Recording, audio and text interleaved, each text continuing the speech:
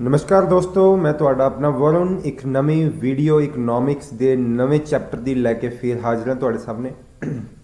ਅੱਜ ਅਸੀਂ ਗੱਲ ਕਰਨੀ ਹੈ India's foreign trade, Indian economy. India's foreign trade ਦੇ ਵਿੱਚ ਅਸੀਂ ਪੜ੍ਹਨਾ ਹੈ ਵੀ ਫੋਰਨ ਟ੍ਰੇਡ ਦਾ ਡਾਟਾ ਉਸ ਵਕਤ ਫੋਰਨ ਟ੍ਰੇਡ ਕਿਸ ਲੈਵਲ ਤੱਕ ਸੀ, ਕਿਸ ਹੱਦ ਤੱਕ ਸੀਗਾ, ਔਰ ਫੋਰਨ ਟ੍ਰੇਡ ਇੰਟਰਨੈਸ਼ਨਲ ਟ੍ਰੇਡ ਅਸੀਂ ਕਿਉਂ ਕਰਦੇ ਹਾਂ। ਦੇਖੋ ਬੱਚੇ, ਡੋਮੈਸਟਿਕ ਪ੍ਰੋਡਕਸ਼ਨ ਜਿਹੜੀ ਹੈ ਕੁਝ ਗੁਡਸ ਦੀ ਉਹ ਬੜੀ ਸਸਤੀ ਹੋ ਰਹੀ ਹੈ ਕੁਝ ਕੰਟਰੀਜ਼ ਦੇ ਵਿੱਚ, ਕਿਉਂਕਿ ਉਸ ਕੰਟਰੀਜ਼ ਦੇ ਵਿੱਚ ਆਪਣੇ ਆਪ ਕੁਝ ਕੁਆਲਿਟੀਜ਼ ਹੁੰਦੀਆਂ, ਕੁਝ ਖਾਸੀਅਤ ਹੁੰਦੀ ਹੈ। ਲਾਈਕ ਕੁਝ ਕੰਟਰੀਜ਼ ਤੇਲ ਦੇ ਵਿੱਚ ਬਹੁਤ ਜ਼ਿਆਦਾ ਪਾਵਰਫੁਲ ਨੇ, ਕੁਝ ਕੰਟਰੀਜ਼ ਦੇ ਵਿੱਚ ਬਹੁਤ ਅੱਛਾ ਫਰੂਟਸ ਹੋ ਰਿਹਾ ਹੈ, ਕੁਝ ਕੰਟਰੀਜ਼ ਦੇ ਵਿੱਚ ਕੁਝ ਫਸਲ ਜ਼ਿਆਦਾ ਹੈ, ਕੁਝ ਕੰਟਰੀ ਦੇ ਵਿੱਚ ਟੈਕਨੋਲੋਜੀ ਜ਼ਿਆਦਾ ਹੈ, ਕੁਝ ਕੰਟਰੀਜ਼ ਦੇ ਵਿੱਚ ਇੰਜੀਨੀਅਰਿੰਗ ਗੁੱਡਸ ਜ਼ਿਆਦਾ ਨੇ। ਤਾਂ ਬੱਚੇ ਉਹ ਚੀਜ਼ਾਂ ਉਸ ਕੰਟਰੀ ਦੇ ਵਿੱਚ ਪ੍ਰੋਡਿਊਸ ਹੋਣ ਤੋਂ ਬਾਅਦ ਡੋਮੈਸਟਿਕ ਮਾਰਕੀਟ ਤੱਕ ਕਵਰ ਕਰ ਲੈਂਦੇ ਨੇ, ਉਹ ਆਪਣੀ ਡੋਮੈਸਟਿਕ ਮਾਰਕੀਟ ਦਾ ਅੱਛੀ ਮਜ਼ਬੂਤੀ ਨਾਲ ਚੀਜ਼ਾਂ ਵੇਚ ਦਿੰਦੇ ਨੇ। ਲੇਕਿਨ ਉਸ ਤੋਂ ਬਾਅਦ ਉਹਨਾਂ ਕੋਲ ਸਰਪਲਸ ਵੱਧ ਜਾਂਦਾ, ਉਸ ਸਰਪਲਸ ਨੂੰ ਉਹ ਅੱਛੇ ਕੀਮਤ 'ਤੇ ਫੋਰਨ ਕੰਟਰੀਜ਼ ਦੇ ਵਿੱਚ ਭੇਜ ਦਿੰਦੇ ਨੇ, ਔਰ ਉਸ ਕੰਟਰੀਜ਼ ਦੇ ਵਿੱਚ ਭੇਜਦੇ ਨੇ ਜਿਸ ਕੰਟਰੀ ਦੇ ਵਿੱਚ ਉਸ ਚੀਜ਼ਾਂ ਨੂੰ ਪੈਦਾ ਕਰਨਾ ਬੜਾ ਮਹਿੰਗਾ ਪੈ ਰਿਹਾ ਹੁੰਦਾ। ਇਸ ਕਰਕੇ ਜੋ ਕੰਟਰੀ ਇੰਟਰਨੈਸ਼ਨਲ ਟ੍ਰੇਡ ਦੇ ਵਿੱਚ ਇੰਪੋਰਟ ਕਰਦੀ ਹੈ ਉਸ ਨੂੰ ਵੀ ਬੈਨੀਫਿਟ ਹੋ ਜਾਂਦਾ ਹੈ, ਕਿਉਂਕਿ ਉਹਨੂੰ ਬਹੁਤ ਮਹਿੰਗੀਆਂ ਚੀਜ਼ਾਂ ਬਣਦੀਆਂ ਨੇ ਜੇ ਉਹ ਆਪਣੇ ਦੇਸ਼ 'ਚ ਬਣਾਵੇ, ਲੇਕਿਨ ਇੰਪੋਰਟ ਕਰਨਾ ਉਸ ਨੂੰ ਸਸਤਾ ਪੈਂਦਾ ਹੈ। ਔਰ ਐਕਸਪੋਰਟ ਕਰਨ ਵਾਲੀ ਕੰਟਰੀ ਦੇ ਵਿੱਚ ਉਹ ਵਾਧੂ ਮਾਲ ਹੁੰਦਾ ਹੈ, ਔਰ ਉਸ ਐਕਸਪੋਰਟ ਕਰਨ ਵਾਲੀ ਕੰਟਰੀ ਨੂੰ ਨਵਾਂ ਮਾਰਕੀਟ ਐਕਸਪੋਜ਼ਰ ਕਰਨਾ ਹੁੰਦਾ, ਨਵੀਂ ਮਾਰਕੀਟ 'ਚ ਜਾਣਾ ਹੁੰਦਾ। ਇਸ ਕਰਕੇ ਇੰਟਰਨੈਸ਼ਨਲ ਟ੍ਰੇਡ ਬਹੁਤ ਕੰਟਰੀਜ਼ ਨੂੰ ਬੈਨੀਫਿਟ ਕਰਦਾ ਜਾਂ ਜਿਹੜੇ ਵਿੱਚ ਇਨਵੋਲਵ ਕਰਦੇ ਆ। ਤਾਂ ਬੱਚੇ, ਇੰਟਰਨੈਸ਼ਨਲ ਟ੍ਰੇਡ ਇਹੀ ਆ ਕਿ ਡੋਮੈਸਟਿਕ ਪ੍ਰੋਡਕਸ਼ਨ ਜਦੋਂ ਵੱਧ ਜਾਂਦੀ ਹੈ, ਆਪਣੀ ਦੇਸ਼ ਦੇ ਵਿੱਚ ਕੰਜ਼ਪਸ਼ਨ ਜਿੰਨੀ ਹੈ ਉਸ ਨਾਲੋਂ ਜ਼ਿਆਦਾ ਪ੍ਰੋਡਕਸ਼ਨ ਵੱਧ ਜਾਂਦੀ ਹੈ, ਤਾਂ ਇੱਕ ਕੰਟਰੀ ਵਾਧੂ ਪ੍ਰੋਡਕਸ਼ਨ ਨੂੰ ਆਪਣੀ ਕੰਟਰੀ ਤੋਂ ਬਾਹਰ ਭੇਜਣ ਦੀ ਕੋਸ਼ਿਸ਼ ਕਰਦਾ ਹੈ, ਐਕਸਪੋਰਟ ਕਰ ਦਿੰਦਾ ਹੈ, ਔਰ ਐਸੀ ਕੰਟਰੀ 'ਚ ਭੇਜਦਾ ਜਿੱਥੇ ਉਹਨਾਂ ਨੂੰ ਅੱਛੀ ਕੀਮਤ ਮਿਲ ਜਾਂਦੀ ਹੈ। ਹਾਲਾਂਕਿ ਆਪਣੇ ਦੇਸ਼ ਦੇ ਵਿੱਚ ਸਮਾਨ ਜੋ ਰੇਟ 'ਤੇ ਵੇਚਦੇ ਆ ਉਸ ਤੋਂ ਵੱਧ ਘੱਟ ਜਿਵੇਂ ਵੀ ਹੈ ਉਹ ਰੇਟ 'ਤੇ ਵੀ ਵੇਚਿਆ ਜਾ ਸਕਦਾ ਹੈ, ਠੀਕ ਹੈ, ਕੋਈ ਬੜੀ ਗੱਲ ਨਹੀਂ। ਫੋਰ ਐਗਜ਼ਾਮਪਲ, ਜੇ ਇੰਡੀਆ ਦੇ ਵਿੱਚ ਫਲ ਫਰੂਟ ਬਹੁਤ ਜ਼ਿਆਦਾ ਪੈਦਾ ਹੋ ਰਿਹਾ ਔਰ ਇੰਡੀਆ ਦੇ ਵਿੱਚ ਫਲ ਫਰੂਟ ਦੀ ਅੱਛੀ ਕੀਮਤ ਮਿਲ ਰਹੀ ਹੈ, ਠੀਕ ਹੈ, ਲੇਕਿਨ ਉਸ ਤੋਂ ਬੈਟਰ ਕੀਮਤ ਵੀ ਬਾਹਰ ਮਿਲ ਸਕਦੀ ਹੈ। ਔਰ ਕਈ ਵਾਰ ਪ੍ਰੋਡਕਸ਼ਨ ਇੰਡੀਆ 'ਚ ਜੇ ਜ਼ਿਆਦਾ ਹੋ ਗਈ ਤਾਂ ਘੱਟ ਕੀਮਤ 'ਤੇ ਵੀ ਅਸੀਂ ਫੋਰਨ ਕੰਟਰੀਜ਼ ਦੇ ਵਿੱਚ ਚੀਜ਼ਾਂ ਨੂੰ ਵੇਚ ਸਕਦੇ ਹਾਂ, ਕੋਈ ਬੜੀ ਗੱਲ ਨਹੀਂ ਹੈਗੀ, ਠੀਕ ਹੈ। ਤਾਂ ਬੱਚੇ, ਇਸੀ ਤਰ੍ਹਾਂ ਡਿਫਰੈਂਟ ਕੰਟਰੀਜ਼ ਆਪਸ ਦੇ ਵਿੱਚ ਜਿਹੜੀਆਂ services and goods the export import ਕਰਦੀਆਂ ਨੇ ਉਸੇ ਨੂੰ ਹੀ ਅਸੀਂ ਇੰਟਰਨੈਸ਼ਨਲ ਟ੍ਰੇਡ ਬੋਲਦੇ ਹਾਂ, ਠੀਕ ਹੈ। ਤਾਂ ਬੱਚੇ, ਇੰਟਰਨੈਸ਼ਨਲ ਟ੍ਰੇਡ ਦੇ ਵਿੱਚ ਅਸੀਂ ਓਬਜ਼ਰਵ ਕੀਤਾ ਵੀ ਕੀ ਚੀਜ਼ਾਂ ਹੁੰਦੀਆਂ। ਤਾਂ ਮੇਰੇ ਕੋਲ ਪੇਜ ਨੰਬਰ 92 ਦੇ ਵਿੱਚ ਇੰਟਰਨੈਸ਼ਨਲ ਟ੍ਰੇਡ ਨਾਲ ਰਿਲੇਟਡ ਕੁਝ ਸਿੰਪਲ ਇੰਪੋਰਟੈਂਟ ਗੱਲਾਂ ਜਿਹੜੀ ਹੈ। ਇੰਟਰਨੈਸ਼ਨਲ ਟ੍ਰੇਡ ਉਹ ਕੰਟਰੀ ਕਰਦਾ ਹੈ ਜਿਸ ਕੰਟਰੀ ਦੇ ਕੋਲ ਕੋਈ ਨਾ ਕੋਈ ਇੰਟਰਨੈਸ਼ਨਲ ਸਪੈਸ਼ਲਾਈਜੇਸ਼ਨ ਹੁੰਦੀ ਹੈ, ਕਿਸੇ ਪ੍ਰੋਡਕਟ ਦੀ ਜਾਂ ਕਿਸੇ ਫਸਲ ਦੀ ਜਾਂ ਕਿਸੇ ਵੀ ਕੋਈ ਖਾਸ ਕੁਆਲਿਟੀ ਦੀ ਉਹਦੇ ਕੋਲ, ਠੀਕ ਹੈ, ਕੋਈ ਖਾਸੀਅਤ ਹੁੰਦੀ ਹੈ। ਤਾਂ ਉਸ ਕੋਲ ਕਿਸੇ ਖਾਸ ਚੀਜ਼ ਦੀ ਜ਼ਿਆਦਾ ਭਰਮਾਰ ਹੋਣ ਦੇ ਨਾਲ ਕੋਸਟ ਐਡਵਾਂਟੇਜ ਹੋ ਜਾਂਦਾ ਹੈ, ਕੰਪੈਰੀਟਿਵ ਕੋਸਟ ਐਡਵਾਂਟੇਜ ਜਿਹਨੂੰ ਅਸੀਂ ਬੋਲਦੇ ਹਾਂ। ਮਤਲਬ ਜੇ ਉਹੀ ਚੀਜ਼ ਉਸ ਕੰਟਰੀ ਤੋਂ ਇੰਪੋਰਟ ਨਾ ਕਰਵਾ ਕੇ ਕਿਸੇ ਬਾਹਰ ਹੋਰ ਕੰਟਰੀ ਜਿੱਥੇ ਐਕਸਪੋਰਟ ਕੀਤਾ ਜਾ ਰਿਹਾ ਹੈ ਉਸ ਕੰਟਰੀ 'ਚ ਪ੍ਰੋਡਿਊਸ ਕੀਤਾ ਜਾਵੇ ਤਾਂ ਸ਼ਾਇਦ ਕਾਫੀ ਮਹਿੰਗੀ ਬਣੇ, ਇਸ ਕਰਕੇ ਇੰਪੋਰਟ ਕਰਨਾ ਜ਼ਿਆਦਾ ਬੈਸਟ ਰਹਿੰਦਾ ਹੈ। ਹਰ ਇੱਕ ਕੰਟਰੀ ਕਿਸੇ ਨਾ ਕਿਸੇ ਕੰਮ ਦੇ ਵਿੱਚ ਸਪੈਸ਼ਲਾਈਜ਼ਡ ਹੈ, ਠੀਕ ਹੈ, ਔਰ ਉਹ ਦੂਸਰੀ ਕੰਟਰੀਜ਼ ਨਾਲੋਂ ਉਸ ਚੀਜ਼ ਨੂੰ ਬਹੁਤ ਸਸਤਾ ਪ੍ਰੋਡਿਊਸ ਕਰ ਸਕਦੀ ਹੈ। ਇਸ ਕਰਕੇ ਇੰਟਰਨੈਸ਼ਨਲ ਟ੍ਰੇਡ ਕਰਨਾ ਜ਼ਰੂਰੀ ਹੋ ਜਾਂਦਾ ਹੈ। ਇੰਟਰਨੈਸ਼ਨਲ ਟ੍ਰੇਡ ਜਿਹੜਾ ਹੈਗਾ ਉਹ ਡੋਮੈਸਟਿਕ ਮਾਰਕੀਟ ਦੇ ਨਾਲੋਂ ਸਸਤੀ ਕੀਮਤ 'ਤੇ ਚੀਜ਼ਾਂ ਸਾਨੂੰ ਫੋਰਨ ਕੰਟਰੀ ਦੇ ਵਿੱਚੋਂ ਮਿਲ ਜਾਂਦੀਆਂ। ਇੰਟਰਨੈਸ਼ਨਲ ਟ੍ਰੇਡ ਇਸ ਤਰ੍ਹਾਂ ਫੈਸਿਲੀਟੇਟ ਕਰਦਾ ਹੈ ਰੈਸਟ ਆਫ ਵਰਲਡ ਦੇ ਵਿੱਚ ਆਪਣੀ ਡੋਮੈਸਟਿਕ ਮਾਰਕੀਟ ਤੋਂ ਵੱਧ ਰੇਟ 'ਤੇ ਵੀ ਚੀਜ਼ਾਂ ਵੇਚ ਸਕਦਾ, ਘੱਟ ਰੇਟ 'ਤੇ ਵੀ। ਔਰ ਜਦੋਂ ਇੱਕ ਕੰਟਰੀ 'ਚ ਵਾਧੂ ਪ੍ਰੋਡਕਸ਼ਨ ਹੋ ਜਾਂਦੀ ਹੈ ਤਾਂ ਉਹ ਦੂਸਰੀ ਕੰਟਰੀ ਦੇ ਵਿੱਚ ਵੱਧ ਰੇਟ 'ਤੇ ਵੀ ਚੀਜ਼ ਵੇਚਦਾ ਹੈ, ਤਾਂ ਖਰੀਦਣ ਵਾਲੀ ਕੰਟਰੀ ਨੂੰ ਉਹ ਫਿਰ ਵੀ ਸਸਤੀ ਲੱਗਦੀ ਹੁੰਦੀ ਹੈ, ਕਿਉਂਕਿ ਉਹਨਾਂ ਕੋਲ ਉਹ ਹੁੰਦੀ ਨਹੀਂ ਚੀਜ਼। ਇਸ ਕਰਕੇ ਦੋਹਾਂ ਦਾ ਬੈਨੀਫਿਟ ਹੋ ਜਾਂਦਾ ਕੰਟਰੀਜ਼ ਦਾ ਜਿਹੜੀ ਟ੍ਰੇਡ ਦੇ ਵਿੱਚ ਇਨਵੋਲਵ ਹੁੰਦੀਆਂ। ਤਾਂ ਇਸ ਕਰਕੇ ਬੱਚੇ, ਇੰਪੋਰਟ ਜਿਹੜਾ ਹੋ ਜਾਂਦਾ ਹੈ ਉਹ ਇੰਪੋਰਟ ਕਰਨ ਵਾਲੀ ਕੰਟਰੀ ਨੂੰ ਬਹੁਤ ਘੱਟ ਕੀਮਤ 'ਤੇ ਮਿਲ ਜਾਂਦੀਆਂ ਉਹ ਚੀਜ਼ਾਂ, ਠੀਕ ਹੈ, ਕੋਸਟ ਐਡਵਾਂਟੇਜ ਹੋ ਜਾਂਦਾ ਹੈ। ਔਰ ਜਿਹੜੀ ਕੰਟਰੀ ਐਕਸਪੋਰਟ ਕਰ ਰਹੀ ਹੁੰਦੀ ਹੈ ਉਸ ਨੂੰ ਵਾਈਡਰ ਮਾਰਕੀਟ ਮਿਲ ਜਾਂਦੀ ਹੈ, ਉਸ ਨੂੰ ਆਪਣੀ ਕੰਟਰੀ ਦੀ ਮਾਰਕੀਟ 'ਚ ਤਾਂ ਉਸਨੇ ਪ੍ਰੋਡਿਊਸ ਨੂੰ ਪੂਰਾ ਸੇਲ ਕਰ ਹੀ ਦਿੱਤਾ ਅੱਛੀ ਤਰੀਕੇ ਨਾਲ। ਹੁਣ ਉਸ ਕੋਲ ਐਪਰਚੁਨਿਟੀਜ਼ ਹੈ ਕਿ ਉਹ ਹੋਰ ਕੰਟਰੀਜ਼ ਦੇ ਵਿੱਚ ਵੀ ਜਾ ਕੇ ਆਪਣੇ ਬਿਜ਼ਨਸ ਨੂੰ ਫੈਲਾ ਸਕਦੀ ਹੈ। ਔਰ ਇਸ ਦੇ ਨਾਲ ਐਕਸਪੋਰਟਿੰਗ ਕੰਟਰੀ ਦੇ ਵਿੱਚ ਬਿਜ਼ਨਸ ਵੱਧਦਾ ਹੈ, ਇਨਵੈਸਟਮੈਂਟ ਵੱਧਦੀ ਹੈ, ਅਰਨਿੰਗ ਵੱਧਦੀ ਹੈ, ਠੀਕ ਹੈ। ਔਰ ਹਾਇਰ ਇਨਵੈਸਟਮੈਂਟ ਜਿਹੜੀ ਹੈਗੀ ਆ ਉਹ GDP ਨੂੰ ਗਰੋਥ ਦਿੰਦੀ ਹੈ। ਅਤੇ ਇਸ ਤਰ੍ਹਾਂ ਅਸੀਂ ਕਹਿ ਸਕਦੇ ਹਾਂ ਕਿ ਇੰਟਰਨੈਸ਼ਨਲ ਟ੍ਰੇਡ ਜਿਹੜਾ ਹੈਗਾ ਉਹ ਵਿਕਾਸ ਦੇ ਇੰਜਨ ਦੇ ਰੂਪ ਵਿੱਚ ਕੰਮ ਕਰਦਾ ਹੈ। ਤਾਂ ਇੰਟਰਨੈਸ਼ਨਲ ਟ੍ਰੇਡ, ਇੰਟਰਨੈਸ਼ਨਲ ਸਪੈਸ਼ਲਾਈਜੇਸ਼ਨ ਜ਼ਰੂਰੀ ਹੋ ਗਿਆ। ਕੰਪੀਟੀਟਿਵਲੀ ਜਿਹੜੀਆਂ ਗੁੱਡਸ ਪ੍ਰੋਡਿਊਸ ਹੁੰਦੀਆਂ ਨੇ ਬੜੇ ਸਸਤੇ ਭਾਅ ਨਾਲ, ਉਹ ਬੈਨੀਫਿਟ ਹੋਰ ਕੰਟਰੀਜ਼ ਨੂੰ ਮਿਲਣਾ ਸ਼ੁਰੂ ਹੋ ਜਾਂਦਾ ਹੈ। ਲੋਕਾਂ ਦਾ standard of life, quality of life increase ਹੋ ਜਾਂਦਾ ਬੋਥ ਟ੍ਰੇਡਿੰਗ ਕੰਟਰੀਜ਼ ਦਾ। ਲੋਕਾਂ ਨੂੰ ਵੈਰਾਈਟੀ ਆਫ ਗੁੱਡਸ ਮਿਲਦੀਆਂ। ਇੰਟਰਨੈਸ਼ਨਲ ਕੰਪੀਟੀਟਿਵ ਰੇਟਸ ਸੇ ਮਤਲਬ ਅੰਤਰਰਾਸ਼ਟਰੀ ਪ੍ਰਤੀਸਪਰਧਾ ਵਾਲੀਆਂ ਕੀਮਤਾਂ, ਬਹੁਤ ਹੀ ਘੱਟ ਕੀਮਤਾਂ ਹੁੰਦੀਆਂ ਜਿਹੜੀਆਂ, ਅਤੇ ਇਹਦੇ ਨਾਲ ਬੱਚੇ ਬੈਨੀਫਿਟ ਹੋ ਜਾਂਦਾ ਹੈ। ਔਰ ਇੰਜਨ ਆਫ ਗਰੋਥ ਹੈ, ਸਭ ਨੂੰ ਪਤਾ ਇਨਵੈਸਟਮੈਂਟ ਦੀਆਂ ਓਪਰਚੁਨਿਟੀਜ਼ ਮਿਲਦੀਆਂ ਨੇ। ਤਾਂ ਆਈ ਹੋਪ ਤੁਸੀਂ ਇੰਟਰਨੈਸ਼ਨਲ ਟ੍ਰੇਡ ਸਮਝ ਕੇ ਹੋਵੋਗੇ, ਫੋਰਨ ਟ੍ਰੇਡ ਕੀ ਹੈ, ਸਿੰਪਲ ਚੀਜ਼ ਹੈ, ਠੀਕ ਹੈ। ਇੰਡੀਆ ਦਾ foreign trade at the time of independence ਕੀ ਸੀ? ਦੇਖੋ ਬੱਚੇ, ਇੰਡੀਪੈਂਡੈਂਸ ਦੇ ਟਾਈਮ 'ਤੇ ਅਸੀਂ ਕਲੋਨੀਅਲ ਐਕਸਪਲੋਇਟੇਸ਼ਨ ਨਾਲ ਡੀਲ ਕਰ ਰਹੇ ਸੀ, ਕਿਉਂਕਿ ਬ੍ਰਿਟਿਸ਼ ਰਜੀਮ ਸੀ ਉਹ ਸਾਡੇ 'ਤੇ ਸ਼ਾਸਨ ਕਰ ਰਿਹਾ ਸੀ, ਗਵਰਨ ਕਰ ਰਿਹਾ ਸੀ। ਉਹਨਾਂ ਦਾ ਬਸ ਇਹੀ ਮਤਲਬ ਸੀਗਾ, ਮਕਸਦ ਸੀ ਕਿ ਇੰਡੀਆ ਦੀ ਲੇਬਰ ਨੂੰ ਬਸ ਆਪਣੇ ਕੰਮਾਂ ਦੇ ਵਿੱਚੋਂ ਨਿਕਲਣ ਨਾ ਦਈਏ, ਮਤਲਬ ਆਪਣੇ ਕੰਮਾਂ 'ਚ ਕੰਮ ਲਾ ਕੇ ਰੱਖੀਏ। ਕਿਸੇ ਵੀ ਦੇਸ਼ ਦੀ ਲੇਬਰ ਨੂੰ ਨੌਕਰ ਬਣਾ ਕੇ ਔਰ ਉਸ ਦੇਸ਼ ਦੇ ਸੰਸਾਧਨਾਂ ਨੂੰ as a raw material use ਕਰਨਾ, ਇਹਨੂੰ ਕਲੋਨੀਅਲ ਐਕਸਪਲੋਇਟੇਸ਼ਨ ਬੋਲਦੇ ਹਾਂ। ਔਰ ਸਾਡੀ ਇਕੋਨਮੀ ਇਸ ਚੀਜ਼ ਨਾਲ ਬਹੁਤ ਜ਼ਿਆਦਾ ਗ੍ਰਸਿਤ ਸੀਗੀ ਬ੍ਰਿਟਿਸ਼ ਰਾਜ ਦੇ ਵਿੱਚ, ਆਜ਼ਾਦੀ ਦੇ ਟਾਈਮ 'ਤੇ ਜਾਂ at the time of independence. British ਲੋਕ ਸੀ ਜਿਹੜੇ ਉਹ ਸਾਡੇ ਨੈਚੁਰਲ ਰਿਸੋਰਸਿਸ ਨੂੰ ਰॉ ਮਟੀਰੀਅਲ ਦੇ ਤੌਰ 'ਤੇ ਯੂਜ਼ ਕਰਦੇ ਸੀ ਔਰ ਆਪਣੀ ਇੰਡਸਟਰੀ ਦੇ ਲਈ ਯੂਜ਼ ਕਰਦੇ ਸੀਗੇ, ਠੀਕ ਹੈ। ਅਤੇ ਉਹਨਾਂ ਦੀ ਆਪਣੀ ਡੋਮੈਸਟਿਕ ਇੰਡਸਟਰੀਅਲ ਆਊਟਪੁੱਟ ਲਈ, ਮਤਲਬ ਬ੍ਰਿਟਿਸ਼ ਗੌਰਮੈਂਟ ਆਪਣੀ ਬੈਨੀਫਿਟ ਲਈ ਸਾਡੀ ਕੰਟਰੀ ਦੇ ਰॉ ਮਟੀਰੀਅਲ ਨੂੰ ਯੂਜ਼ ਕਰਦੇ ਸੀਗੇ। ਇਸ ਤੋਂ ਇਲਾਵਾ ਰॉ ਮਟੀਰੀਅਲ ਜਿਹੜਾ ਹੈਗਾ ਉਹ ਇੰਡੀਅਨ ਇਕੋਨਮੀ ਬੜਾ ਹੀ ਅੱਛਾ ਉਹਨਾਂ ਲਈ ਸੋਰਸ ਸੀਗਾ ਰॉ ਮਟੀਰੀਅਲ ਦਾ। ਉਹ ਇੰਡੀਅਨ ਇਕੋਨਮੀ ਨੂੰ ਐਕਸਪਲੋਇਟ ਕਰਦੇ ਸੀ, ਸ਼ੋਸ਼ਣ ਕਰਦੇ ਸੀਗੇ ਬ੍ਰਿਟਿਸ਼ ਇੰਡਸਟਰੀਅਲ ਗੁੱਡਸ ਨੂੰ ਬਣਾਉਣ ਵਾਸਤੇ ਔਰ ਮਾਰਕੀਟਿੰਗ ਕਰਨ ਵਾਸਤੇ। ਔਰ ਇੰਡੀਆ ਦੀ ਇਕੋਨਮੀ 'ਚ ਆਪਣੀਆਂ ਬਣਾਈਆਂ ਹੋਈਆਂ ਮਸ਼ੀਨ ਮੇਡ ਚੀਜ਼ਾਂ ਨੂੰ ਐਕਸਪੋਰਟ ਕਰਦੇ ਰਹਿੰਦੇ ਸੀਗੇ।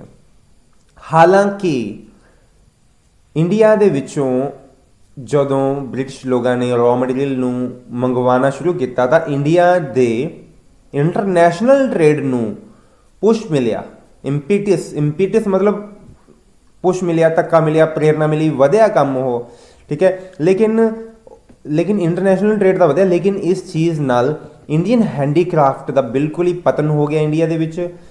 ਔਰ ਇਹ ਬਹੁਤ ਹੀ ਦੁਖਦਾਇਕ ਗੱਲ ਰਹੀ। ਇੰਡੀਅਨ ਲੋਕਾਂ ਦਾ ਰੁਜ਼ਗਾਰ ਖਤਮ ਹੋਇਆ। ਕੁਝ ਲੋਕ ਜੋ ਬ੍ਰਿਟਿਸ਼ ਗਵਰਨਮੈਂਟ ਜਾਂ ਬ੍ਰਿਟਿਸ਼ ਕੰਟਰੀ ਨੂੰ ਰॉ ਮਟੀਰੀਅਲ ਦੀ ਸਪਲਾਈ ਕਰ ਰਹੇ ਹੋ, ਉਹਨਾਂ ਦਾ ਠੀਕ ਹੈ, ਉਹਨਾਂ ਦਾ ਕੰਮ ਅੱਛਾ ਚੱਲ ਰਿਹਾ, ਲੇਕਿਨ ਇੰਡੀਅਨ ਹੈਂਡੀਕ੍ਰਾਫਟ ਡੈਡ ਹੋ ਗਿਆ। ਆਜ਼ਾਦੀ ਦੇ ਦਿਨਾਂ ਦੇ ਵਿੱਚ ਜਾਂ ਆਜ਼ਾਦੀ ਦੀ ਸ਼ਾਮ ਨੂੰ, ਰਾਤ ਨੂੰ ਸਾਡਾ ਬੈਲੈਂਸ ਆਫ ਟ੍ਰੇਡ ਸੀ ਜਿਹੜਾ ਉਹ ਫੇਵਰੇਬਲ ਸੀ, ਐਕਸਪੋਰਟਸ ਜ਼ਿਆਦਾ ਸੀ ਇੰਪੋਰਟਸ ਨਾਲੋਂ। ਐਂਡ 1946 ਤੋਂ 47 ਦੇ ਵਿੱਚ 31 ਕਰੋੜ ਰੁਪਏ ਨਾਲ ਅਸੀਂ ਫੇਵਰ ਦੇ ਵਿੱਚ ਸੀਗੇ, ਮਤਲਬ ਸਾਡਾ ਐਕਸਪੋਰਟ ਜਿਹੜਾ ਸੀਗਾ ਉਹ 31 ਕਰੋੜ ਰੁਪਏ ਜ਼ਿਆਦਾ ਸੀ। ਲੇਕਿਨ 1947-48 ਦੇ ਵਿੱਚ ਇਹ ਬੈਲੈਂਸ ਆਫ ਟ੍ਰੇਡ ਘਟ ਕੇ 14 ਕਰੋੜ ਹੋ ਗਿਆ, ਸ਼ਰੰਕ ਹੋ ਕੇ 14 ਕਰੋੜ ਹੋ ਗਿਆ ਜਸਟ। ਜੇ ਅਸੀਂ ਗੱਲ ਕਰਦੀਏ ਡਾਇਰੈਕਸ਼ਨ ਆਫ ਇੰਟਰਨੈਸ਼ਨਲ ਟ੍ਰੇਡ ਦੀ, ਤਾਂ ਸਾਡਾ ਇੰਟਰਨੈਸ਼ਨਲ ਟ੍ਰੇਡ ਬਹੁਤ ਹੀ ਸੀਮਿਤ ਸੀ ਬ੍ਰਿਟੇਨ ਤੱਕ, ਕਿਉਂਕਿ ਬ੍ਰਿਟਿਸ਼ ਰੂਲਰ ਸੀ ਜਿਹੜੇ ਉਹ ਸਾਨੂੰ ਐਕਸਪਲੋਇਟ ਕਰ ਰਹੇ ਸੀ, ਸਾਡਾ ਸ਼ੋਸ਼ਣ ਕਰ ਰਹੇ ਸੀ ਔਰ ਇੰਡੀਅਨ ਇਕੋਨਮੀ ਨੂੰ as a raw material use ਕਰਦੇ ਸੀ ਔਰ ਆਪਣੀ ਬਣਾਈ ਹੋਈ ਚੀਜ਼ਾਂ ਨੂੰ ਐਕਸਪੋਰਟ ਕਰਕੇ ਮਾਰਕੀਟਿੰਗ ਦੇ ਲਈ ਯੂਜ਼ ਕਰਦੇ ਸੀ ਸਾਡੀ ਇੰਡੀਅਨ ਇਕੋਨਮੀ ਨੂੰ ਉਹ। ਤਾਂ ਇਸ ਤਰ੍ਹਾਂ ਸਾਡਾ ਜਿਹੜਾ ਜ਼ਿਆਦਾਤਰ ਇੰਟਰਨੈਸ਼ਨਲ ਟ੍ਰੇਡ ਸੀ ਉਹ ਬ੍ਰਿਟੇਨ ਤੱਕ ਸੀਮਿਤ ਸੀ, ਪ੍ਰਤੀਬੰਧਿਤ ਸੀ, ਕਨਫਾਈਨਡ ਸੀ, ਰਿਸਟ੍ਰਿਕਟਡ ਸੀ। ਕੰਪੋਜੀਸ਼ਨ ਆਫ ਟ੍ਰੇਡ ਜਿਹੜਾ ਸਾਡਾ ਸੀ ਇੰਡੀਆ ਦੇ ਵਿੱਚ ਇੰਟਰਨੈਸ਼ਨਲ ਟ੍ਰੇਡ, ਉਹ ਸਾਡੀ ਇਕੋਨਮੀ ਦੇ ਪਿਛੜੇਪਣ ਨੂੰ ਦਿਖਾਉਂਦਾ ਸੀ, ਕਿਉਂਕਿ ਸਾਡੀ ਕੰਟਰੀ ਦੇ ਵਿੱਚੋਂ ਕੱਚਾ ਮਾਲ ਜ਼ਿਆਦਾਤਰ ਬਾਹਰ ਜਾਂਦਾ ਸੀ ਔਰ ਤਿਆਰ ਮਾਲ ਫਿਨਿਸ਼ਡ ਗੁੱਡਸ ਇੰਡੀਆ ਦੇ ਵਿੱਚ ਇੰਪੋਰਟ ਹੋ ਕੇ ਆਉਂਦਾ ਸੀ, ਜਿਸ ਨਾਲ ਕੁੱਲ ਮਿਲਾ ਕੇ ਸਾਡੀ ਇਕੋਨਮੀ ਸੀ ਦਾ ਇਰੋਜ਼ਨ ਹੁੰਦਾ ਸੀ, ਪਤਨ ਹੁੰਦਾ ਸੀ, ਕਸ਼ਾਈ ਹੁੰਦਾ ਸੀ, ਨੁਕਸਾਨ ਹੋ ਰਿਹਾ ਸੀ। ਬੱਚੇ ਇੰਡੀਆ ਦਾ ਫੋਰਨ ਟ੍ਰੇਡ ਆਜ਼ਾਦੀ ਤੋਂ ਬਾਅਦ ਕਿੱਦਾਂ ਰਿਹਾ ਜਾਂ ਕੀ ਚੀਜ਼ ਹੋਇਆ, ਇਸ ਬਾਰੇ ਅਸੀਂ ਥੋੜ੍ਹਾ ਜਿਹਾ ਡਾਟਾ ਗੇਨ ਕਰਾਂਗੇ। ਹਾਲਾਂਕਿ ਪਲੈਨਡ ਪ੍ਰੋਗਰਾਮਸ ਦੇ ਇੰਡੀਆ ਦੇ ਫੋਰਨ ਟ੍ਰੇਡ ਦੇ ਵਿੱਚ ਇੱਕ ਨੋਟਿਸੇਬਲ ਚੇਂਜ ਜ਼ਰੂਰ ਲੈ ਕੇ ਆਤਾ। ਆਪਾਂ ਬਰੀਫ ਇਹਦੇ ਬਾਰੇ ਗੱਲ ਕਰਦੇ ਹਾਂ, ਕੀ ਕੰਪੋਜੀਸ਼ਨ ਸੀ, ਕੀ ਵੋਲਿਊਮ ਸੀ, ਡਾਇਰੈਕਸ਼ਨ ਆਫ ਟ੍ਰੇਡ ਕੀ ਸੀਗਾ। 1951 ਤੋਂ ਸਾਡਾ ਵੋਲਿਊਮ ਕੀ ਸੀ ਫੋਰਨ ਟ੍ਰੇਡ ਦਾ। ਵੋਲਿਊਮ ਮੀਨਸ ਮਾਤਰਾ ਬੱਚੇ ਸਾਡੀ। ਦੇਖੋ ਬੱਚੇ ਫਸਟ ਪਲਾਨ ਸੀ ਜਿਹੜਾ 1951 ਤੋਂ 56 ਤੱਕ, ਉਸ ਵਿੱਚ ਅਸੀਂ 3651 ਕਰੋੜ ਰੁਪਏ ਦਾ ਇੰਪੋਰਟ ਕੀਤਾ। 3651 ਕਰੋੜ। ਔਰ ਐਕਸਪੋਰਟ ਕੀਤਾ ਅਸੀਂ 3109 ਕਰੋੜ ਦਾ। ਔਰ ਟੋਟਲ ਸਾਡਾ ਇੰਟਰਨੈਸ਼ਨਲ ਟ੍ਰੇਡ ਜਾਂ ਫੋਰਨ ਟ੍ਰੇਡ ਵਪਾਰ 6760 ਕਰੋੜ ਰੁਪਏ ਦਾ ਸੀਗਾ। ਹਾਲਾਂਕਿ 5 ਈਅਰ ਪਲੇਨਸ ਨਾਲ ਇਹ ਰਾਈਜ਼ ਜ਼ਰੂਰ ਹੋਇਆ, ਔਰ ਇਹ ਰਾਈਜ਼ ਹੋ ਕੇ 3282 ਗੁਣਾ ਵੱਧ ਗਿਆ 12ਵੇਂ ਪਲਾਨ ਤੱਕ ਜਾਂਦੇ, ਜਿਹਦੇ ਵਿੱਚ 2,21,91,132 ਕਰੋੜ ਰੁਪਏ ਦਾ ਫੋਰਨ ਟ੍ਰੇਡ ਅਸੀਂ ਜਾਂ ਇੰਟਰਨੈਸ਼ਨਲ ਵਪਾਰ ਕੀਤਾ। ਹਾਲਾਂਕਿ ਸਾਡਾ ਜਿਹੜਾ ਇੰਪੋਰਟ ਹੈ, ਇਹ ਐਕਸਪੋਰਟ ਦੀ ਗੱਲ ਕਰ ਰਹੇ ਸੀ ਅਸੀਂ, ਠੀਕ ਹੈ। ਸਾਡਾ ਇੰਪੋਰਟ ਸੀ ਜਿਹੜਾ ਉਹ ਵੀ ਸਾਡਾ 3612 ਗੁਣਾ ਇੰਪੋਰਟ ਵਧਿਆ, 3612 ਗੁਣਾ। ਹਾਲਾਂਕਿ ਜਿਹੜਾ ਇਹ ਇੰਪੋਰਟ ਹੈ ਔਰ ਐਕਸਪੋਰਟ ਸਾਡਾ 2895 ਗੁਣਾ ਵਧਿਆ, ਠੀਕ ਹੈ। ਐਕਸਪੋਰਟ ਸਾਡਾ 2895 ਗੁਣਾ ਵਧਿਆ, ਇੰਪੋਰਟ ਐਕਸਪੋਰਟ ਸਾਡਾ ਵਧਿਆ। ਲੇਕਿਨ ਇਹ ਜਿੰਨੇ ਗੁਣਾ ਵਧਿਆ ਹੋਇਆ ਡਾਟਾ ਸ਼ੋ ਕਰਦਾ ਹੈ, ਇਹ ਅਸਲ ਦੇ ਵਿੱਚ ਉਹਨਾਂ ਵਧਿਆ ਹੋਇਆ ਡਾਟਾ ਹੈ ਨਹੀਂ, ਕਿਉਂਕਿ ਇਹ ਬੇਸ ਇਫੈਕਟ ਹੈ। ਬੇਸ ਇਫੈਕਟ ਦਾ ਮਤਲਬ ਹੈ ਬਹੁਤ ਪੁਰਾਣੇ ਟਾਈਮ 1950-51 ਦੇ ਵਿੱਚ ਪੈਸੇ ਦੀ ਕੀਮਤ ਬਹੁਤ ਜ਼ਿਆਦਾ ਹੁੰਦੀ ਸੀ, ਗਿਣਤੀ ਦੇ ਵਿੱਚ ਪੈਸਾ, ਸਪਲਾਈ ਦੇ ਵਿੱਚ ਪੈਸਾ ਬਹੁਤ ਥੋੜਾ ਹੁੰਦਾ ਸੀ, ਲੇਕਿਨ ਪੈਸਾ ਬੜਾ ਪਾਵਰਫੁਲ ਹੁੰਦਾ ਸੀ। ਲੇਕਿਨ ਅੱਜ ਅਸੀਂ 12ਵੇਂ ਪਲਾਨ ਦੇ ਵਿੱਚ ਗੱਲ ਕਰਦੇ ਹਾਂ ਜਾਂ 13ਵੇਂ, ਪੈਸਾ ਬਹੁਤ ਛਪ ਗਿਆ, ਪੈਸੇ ਦੀ ਵੈਲਿਊ ਘਟ ਚੁੱਕੀ ਹੈ, ਲੇਕਿਨ ਗਿਣਤੀ ਦੇ ਵਿੱਚੋਂ ਦੇਖਣ ਨੂੰ ਜ਼ਿਆਦਾ ਆ ਰਿਹਾ, ਲੇਕਿਨ ਐਕਚੁਅਲੀ ਦੇ ਵਿੱਚ ਅਸਲ ਦੇ ਵਿੱਚ ਇੰਨਾ ਇੰਪੋਰਟ ਐਕਸਪੋਰਟ ਜਾਂ ਇੰਟਰਨੈਸ਼ਨਲ ਟ੍ਰੇਡ ਇੰਡੀਆ ਦਾ ਨਹੀਂ ਵਧਿਆ, ਜਿੰਨਾ ਕਿ ਅੰਕੜਿਆਂ ਦੇ ਵਿੱਚ ਦਿਖਾਇਆ ਜਾ ਰਿਹਾ ਜਾਂ ਡਾਟੇ 'ਤੇ ਦਿਖਾਇਆ ਜਾ ਰਿਹਾ। ਤਾਂ ਕੁੱਲ ਮਿਲਾ ਕੇ ਤੁਸੀਂ ਯਾਦ ਕਰਨਾ ਕਿ ਫਸਟ ਪਲਾਨ ਦੇ ਵਿੱਚ ਸਾਡਾ 6760 ਕਰੋੜ ਰੁਪਏ ਦਾ ਇੰਟਰਨੈਸ਼ਨਲ ਟ੍ਰੇਡ ਸੀ, ਜਿਸ 'ਚ ਇੰਪੋਰਟ 3651 ਕਰੋੜ ਰੁਪਏ ਦਾ ਸੀਗਾ ਔਰ ਐਕਸਪੋਰਟ 3109 ਕਰੋੜ ਰੁਪਏ ਦਾ ਸੀਗਾ, ਜਿਹੜਾ ਕਿ ਵੱਧ ਕੇ ਸਾਡਾ 12ਵੇਂ ਪਲਾਨ ਤੱਕ, 13ਵੇਂ ਪਲਾਨ ਤੱਕ ਇਹ ਕਰੋੜਾਂ 'ਚ ਚਲਾ ਗਿਆ। ਔਰ 2-2.5 ਲੱਖ ਕਰੋੜ ਦੇ ਅਪਰੋਕਸੀਮੇਟ ਅਸੀਂ ਇੰਟਰਨੈਸ਼ਨਲ ਟ੍ਰੇਡ ਕੀਤਾ, ਜਿਹਦੇ ਵਿੱਚ ਤੁਸੀਂ ਇੰਪੋਰਟ ਐਕਸਪੋਰਟ ਦਾ ਡਾਟਾ ਵੀ ਵੱਖਰਾ ਵੱਖਰਾ ਕਰਕੇ ਯਾਦ ਕਰ ਸਕਦੇ ਹੋ। ਜਿੰਨਾ ਡਾਟਾ ਯਾਦ ਰੱਖਣ ਦੀ ਕੋਸ਼ਿਸ਼ ਕਰੋਗੇ ਉਹਨਾਂ ਤੁਹਾਡੇ ਲਈ ਅੱਛਾ ਹੈ। ਹਾਲਾਂਕਿ ਪਰਸੈਂਟੇਜ ਜਿਹੜਾ ਐਕਸਪੋਰਟ ਇੰਪੋਰਟ 'ਚ ਵਾਧਾ ਹੋਇਆ ਹੈ, ਉਹ ਬੇਸ ਇਫੈਕਟ ਦੀ ਵਜ੍ਹਾ ਨਾਲ ਇੰਨਾ ਜ਼ਿਆਦਾ ਸ਼ੋ ਹੋ ਰਿਹਾ ਹੈ। ਅਸਲ ਦੇ ਵਿੱਚ ਬਦਲਾਵ ਜਾਂ ਅਸਲ ਦੇ ਵਿੱਚ ਇੰਪੋਰਟ ਐਕਸਪੋਰਟ ਇੰਨਾ ਜ਼ਿਆਦਾ ਨਹੀਂ ਵਧਿਆ ਜਿੰਨਾ ਕਿ ਦਿਖਾਇਆ ਜਾ ਰਿਹਾ ਹੈ। ਜਦ ਕਿ ਟਾਈਮ ਓਵਰ ਟਾਈਮ ਇੰਡੀਆ ਦਾ ਜਿਹੜਾ ਐਕਸਪੋਰਟ ਇੰਪੋਰਟ ਹੈ ਉਹ ਵਧਿਆ ਜ਼ਰੂਰ, ਔਰ ਗਲੋਬਲ ਟ੍ਰੇਡ ਦੇ ਵਿੱਚ ਅਸੀਂ ਕਿਸੇ ਟਾਈਮ 1950-51 ਦੇ ਵਿੱਚ 1.8% ਹੁੰਦਾ ਸੀ ਸਾਡਾ ਸ਼ੇਅਰ। ਮਤਲਬ ਪੂਰੇ ਗਲੋਬਲ ਟ੍ਰੇਡ ਦੇ ਵਿੱਚ ਇੰਡੀਆ ਦਾ ਜਿਹੜਾ ਸ਼ੇਅਰ ਸੀ 1.8% ਸੀ 1950-51 ਦੇ ਵਿੱਚ, ਔਰ ਪਰੰਤੂ ਇਹ 1991 ਤੱਕ ਘਟ ਕੇ 0.5% ਰਹਿ ਗਿਆ, 0.5% ਰਹਿ ਗਿਆ ਗਲੋਬਲ ਟ੍ਰੇਡ ਦੇ ਵਿੱਚ ਇੰਡੀਆ ਦਾ ਐਕਸਪੋਰਟ ਇੰਪੋਰਟ ਦਾ ਸ਼ੇਅਰ। ਹਾਲਾਂਕਿ ਨਿਊ ਇਕਨੋਮਿਕ ਪੋਲਿਸੀ ਤੋਂ ਬਾਅਦ 1991 ਤੋਂ ਬਾਅਦ ਇਹ ਚੀਜ਼ ਅਪ ਹੋਈ ਹੈ। ਇਹ ਅਸੀਂ ਇਕਨੋਮਿਕ ਰਿਫਾਰਮਸ ਲੈ ਕੇ ਆਏ। ਇਹ ਚੀਜ਼ ਮੰਨਣ ਵਾਲੀ ਹੈ ਕਿ 2015-16 ਦੇ ਵਿੱਚ ਇੰਡੀਆ ਦਾ ਸ਼ੇਅਰ ਹੈ ਜਿਹੜਾ ਐਕਸਪੋਰਟ ਟ੍ਰੇਡ ਉਹ 2% ਹੋ ਗਿਆ, ਔਰ ਇੰਪੋਰਟ ਸੀ ਜਿਹੜਾ ਸਾਡਾ ਉਹ 2.4% ਹੋ ਗਿਆ। ਤਾਂ ਇਹ ਨਿਊ ਇਕਨੋਮਿਕ ਰਿਫਾਰਮਸ 1991 ਦੇ ਵਿੱਚ ਜਿਹੜੇ ਆਏ ਸੀਗੇ, ਉਹਨਾਂ ਨੇ ਵੀ ਇੱਕ ਅੱਛੀ ਚੇਂਜ ਨੂੰ ਦਿਖਾਇਆ ਸਾਨੂੰ, ਠੀਕ ਹੈ, ਇੰਡੀਆ ਦੇ ਵਿੱਚ। ਅਗੇਨ ਅਸੀਂ ਇਹੀ ਕਹਾਂਗੇ ਕਿ ਇਕਨੋਮਿਕ ਰਿਫਾਰਮਸ ਦੀ ਵਜ੍ਹਾ ਨਾਲ ਸਾਡੇ ਇੰਟਰਨੈਸ਼ਨਲ ਵਪਾਰ ਦੇ ਵੋਲਿਊਮ ਦੇ ਵਿੱਚ ਸਿਗਨੀਫਿਕੈਂਟ ਚੇਂਜ ਆਇਆ, ਬਹੁਤ ਹੀ ਮਹੱਤਵਪੂਰਨ ਚੇਂਜ ਆਇਆ। ਤਾਂ ਅਸੀਂ ਨੈਕਸਟ ਟੌਪਿਕ ਤੇ ਸ਼ਿਫਟ ਹੋ ਰਹੇ ਹਾਂ, ਕੰਪੋਜੀਸ਼ਨ ਆਫ ਫੋਰਨ ਟ੍ਰੇਡ। ਸਾਡੇ ਫੋਰਨ ਟ੍ਰੇਡ ਦਾ ਕੀ ਕੰਪੋਜੀਸ਼ਨ ਸੀਗਾ, ਮਤਲਬ ਉਹਦੇ ਵਿੱਚ ਕਿਸ ਚੀਜ਼ਾਂ ਬਾਰੇ ਅਸੀਂ ਜ਼ਿਆਦਾਤਰ ਗੱਲ ਕਰਦੇ ਸੀਗੇ। ਦੇਖੋ ਇੰਡੀਆ ਦੇ ਵਿੱਚ ਖੇਤੀਬਾੜੀ ਪ੍ਰੋਡਿਊਸ ਬਹੁਤ ਜ਼ਿਆਦਾ ਸੀ, ਲੇਕਿਨ ਖੇਤੀਬਾੜੀ ਦੇ ਪ੍ਰੋਡਿਊਸ ਦਾ ਐਕਸਪੋਰਟ ਘਟਿਆ ਹੈ। ਤਾਂ ਅਸੀਂ ਗੱਲ ਕਰਾਂਗੇ composition of India's foreign trade. ਤਾਂ decline in percentage share of agriculture export. ਖੇਤੀਬਾੜੀ ਦਾ ਸਮਾਨ ਅਸੀਂ ਐਕਸਪੋਰਟ ਕਿਸੇ ਟਾਈਮ ਜ਼ਿਆਦਾ ਕਰਦੇ ਹੁੰਦੇ ਸੀਗੇ, ਲੇਕਿਨ ਉਹ ਘਟ ਚੁੱਕਿਆ ਸਮੇਂ ਦੇ ਨਾਲ, ਕਿਉਂਕਿ ਇੰਡੀਆ ਫਾਰਮ ਪ੍ਰੋਡਕਟ ਨੂੰ ਰॉ ਮਟੀਰੀਅਲ ਦੇ ਤੌਰ ਤੇ ਇੰਡੀਆ ਦੇ ਵਿੱਚ ਹੀ ਯੂਜ਼ ਕਰਨ ਲੱਗ ਗਿਆ, ਔਰ ਉਹ ਫਿਰ ਐਕਸਪੋਰਟ ਹੋਣਾ ਘਟ ਗਿਆ, ਬੰਦ ਹੋ ਗਿਆ ਜਾਂ ਬਹੁਤ ਜ਼ਿਆਦਾ ਘਟ ਗਿਆ। ਉਸ ਤੋਂ ਇਲਾਵਾ ਬੱਚੇ ਸਬਸਟੈਂਸ਼ੀਅਲ ਰਾਈਜ਼ ਹੋ ਗਿਆ ਪੋਪੂਲੇਸ਼ਨ ਦੇ ਵਿੱਚ ਇੰਡੀਆ ਦੀ ਪੋਪੂਲੇਸ਼ਨ ਇੰਨੀ ਜ਼ਿਆਦਾ ਵੱਧ ਗਈ ਕਿ ਇੰਡੀਆ ਦੇ ਖੇਤੀਬਾੜੀ ਦਾ ਜਿਹੜਾ ਪ੍ਰੋਡਿਊਸ ਹੁੰਦਾ ਸੀ ਉਹ ਇੰਡੀਆ ਦੇ ਵਿੱਚ ਰਹਿ ਰਹੇ ਲੋਕਾਂ ਦੇ ਉਪਭੋਗ ਦੇ ਵਿੱਚ ਹੀ ਖਰਚ ਹੋ ਜਾਂਦਾ ਸੀ, ਉਹਨਾਂ ਦੀ ਕੰਜ਼ੰਪਸ਼ਨ ਲਈ ਖਰਚ ਹੋ ਜਾਂਦਾ ਸੀ। ਇਸ ਕਰਕੇ ਇਹ ਖੇਤੀਬਾੜੀ ਦਾ ਐਕਸਪੋਰਟ ਜਿਹੜਾ ਸੀਗਾ ਉਹ ਘਟਿਆ ਔਰ ਬਹੁਤ ਜ਼ਿਆਦਾ ਘਟਿਆ।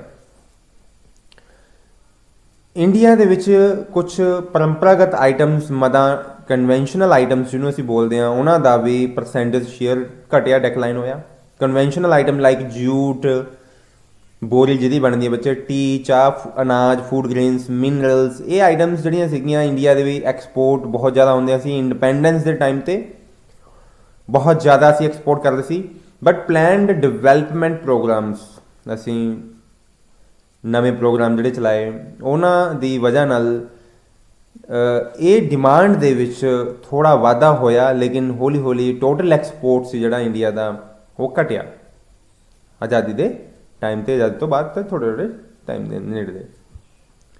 ਇੰਡੀਆ ਦੇ ਵਿੱਚ ਜਿਹੜੀਆਂ ਮੈਨੂਫੈਕਚਰਡ ਗੁੱਡਸ ਸੀਗੀਆਂ ਉਹਨਾਂ ਦਾ ਪਰਸੈਂਟੇਜ ਇਨਕਰੀਜ਼ ਹੋਇਆ ਫੋਰਨ ਟ੍ਰੇਡ 'ਚ। ਫੋਰਨ ਟ੍ਰੇਡ ਉਹਨਾਂ ਦਾ ਵਿੱਚ ਜ਼ਿਆਦਾ ਹੋਣ ਲੱਗ ਗਿਆ ਸੀਗਾ ਮੈਨੂਫੈਕਚਰਡ ਗੁੱਡਸ ਦੇ ਵਿੱਚ।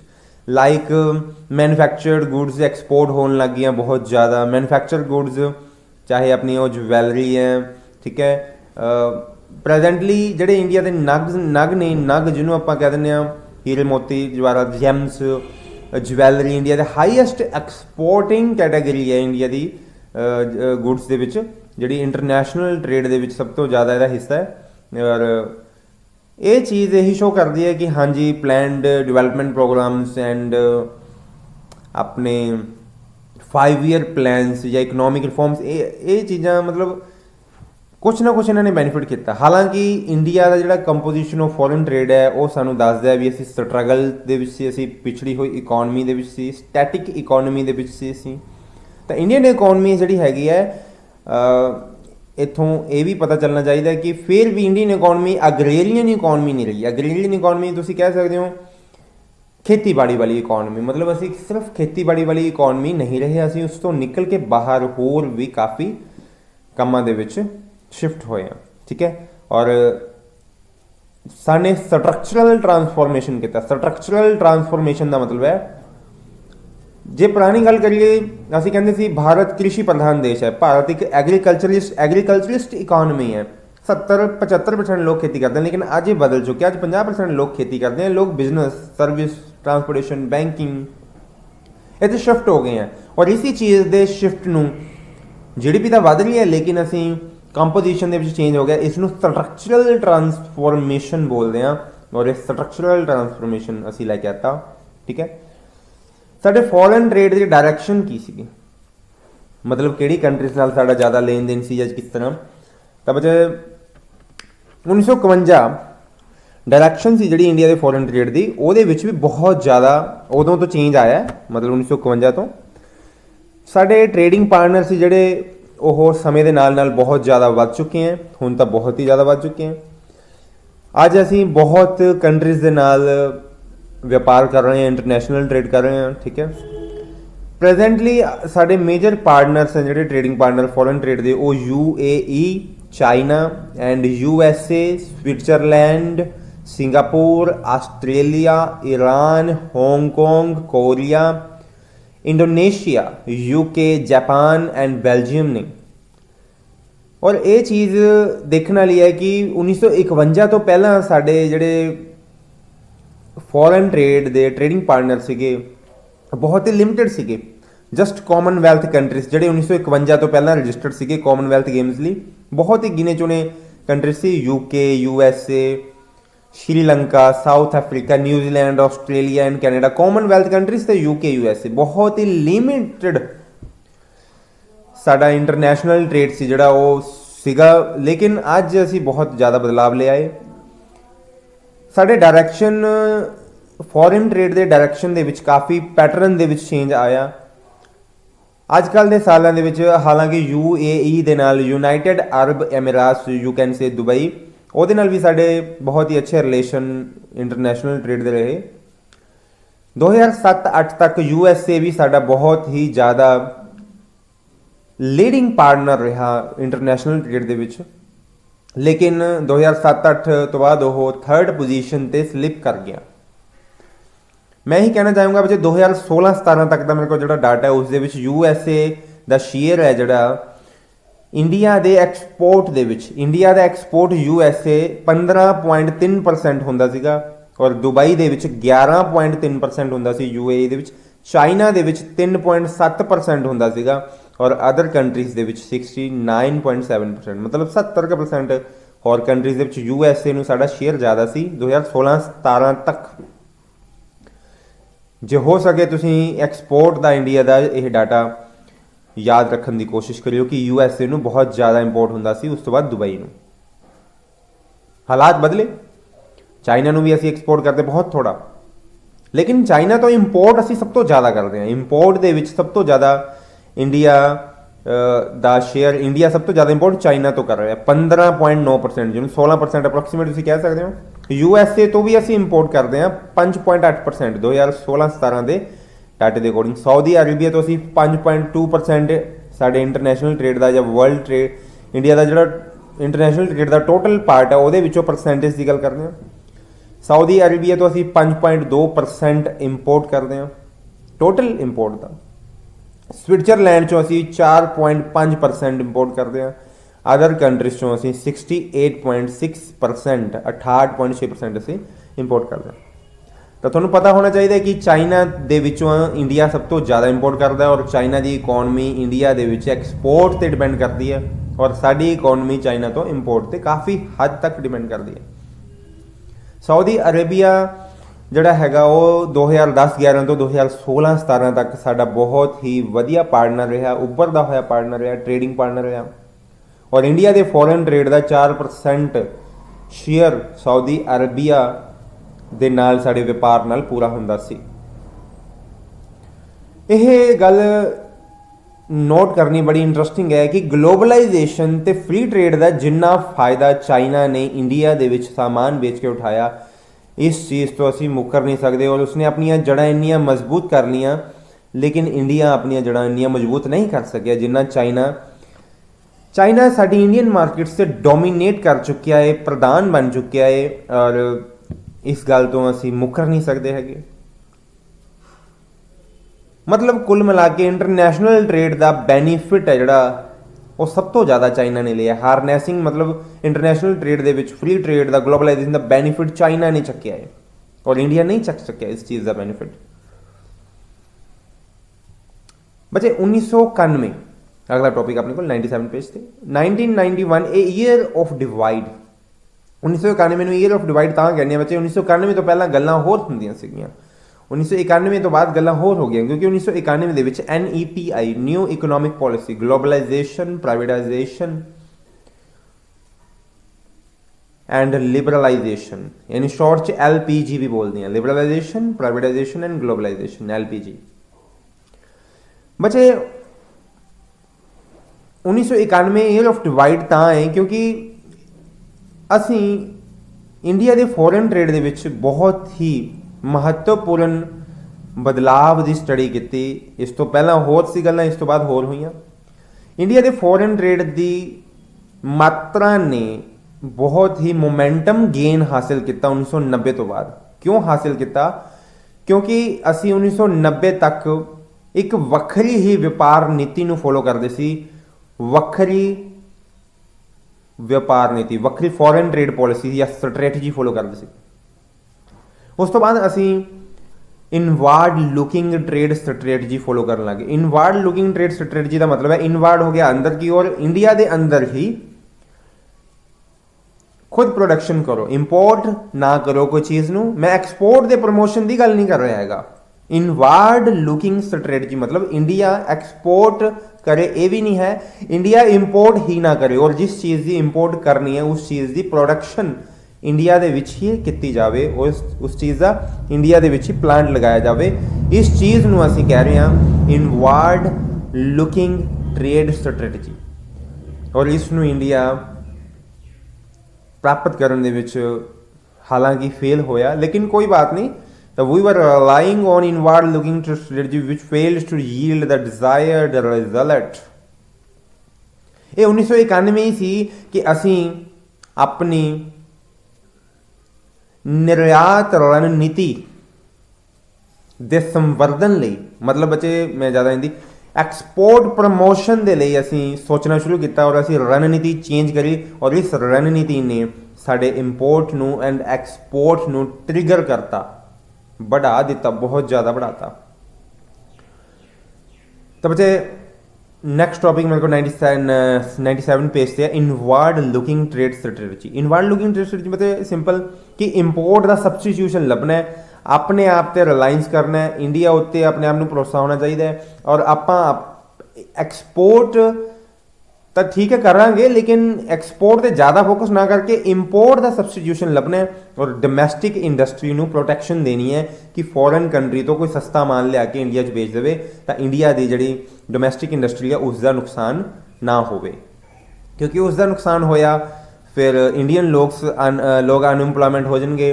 ठीक है, तो असी इंपोर्ट सबस्टिट्यूशन इंपोर्ट ਨੂੰ ਰਿਸਟ੍ਰਿਕਟ ਕੀਤਾ, ਲਿਮਿਟਡ ਕੀਤਾ, ਕਨਫਾਈਨ ਕੀਤਾ ਤਾਂ ਕਿ ਡੋਮੈਸਟਿਕ ਇੰਡਸਟਰੀ ਖਰਾਬ ਨਾ ਹੋਵੇ ਔਰ ਇੰਪੋਰਟ ਦੇ ਕੋਟੇ ਨੂੰ ਅਸੀਂ ਲਿਮਿਟਡ ਕਰਤਾ, ਵੋਲਿਊਮ ਨੂੰ ਲਿਮਿਟਡ ਕਰਤਾ। ਫੋਰਨ ਐਕਸਚੇਂਜ ਜਿਹੜੀ ਕਿ ਬਹੁਤ ਹੀ ਦੁਰਲਭ ਚੀਜ਼ ਹੈ, ਐਕਸਟ੍ਰੀਮ ਸਕਾਰਸ मतलब ਨਿਤਾਂਤ ਹੀ ਦੁਰਲਭ, ਬਹੁਤ ਹੀ ਥੋੜੀ ਚੀਜ਼ ਹੈ, ਇਸ ਚੀਜ਼ ਨੂੰ ਅਸੀਂ ਡਿਵੈਲਪਮੈਂਟਲ ਇੰਪੋਰਟ ਲਈ ਯੂਜ਼ ਕਰੀਏ। ਡਿਵੈਲਪਮੈਂਟਲ ਇੰਪੋਰਟ ਮਤਲਬ ਐਸੀ ਚੀਜ਼ਾਂ ਇੰਪੋਰਟ ਕਰੀਏ ਬਾਹਰ ਤੋਂ ਜਿਹੜੀ ਚੀਜ਼ ਜਾਂ ਮਸ਼ੀਨ ਦੇ ਨਾਲ ਇੰਡੀਆ ਦੇ ਵਿੱਚ ਹੋਰ ਅੱਗੇ ਪ੍ਰੋਡਕਟ ਬਣਾਏ ਜਾਣ, ना कि प्रोडक्ट सारे इंपोर्ट किए जाए। प्लांट मशीनरी ऐसी बाहरों लियाती जाए जी इसेंशियल है डिवेलपमेंट वास्ते, डोमैसटिक टैक्नोलॉजी इंक्रीज की जाए,